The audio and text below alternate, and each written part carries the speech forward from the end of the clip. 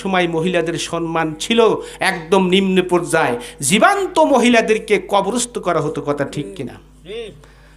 মানে মৃত্যু কবরস্থ করা হতো, আর ছেলেদেরকে বাঁচায় রাখতো। কারণ মহিলা হলেই তাদের ঝামেলা, সমাজের একটা ঝামেলা, জেনা ব্যয় বিচার করবে, আমার কলঙ্কিনী হবে বাপ মনে করছে। আর সেই মহিলাকে আল্লাহ পাক কোরআনের আয়াত নাজিল করে সম্মান দান করলেন। কেমন সম্মান?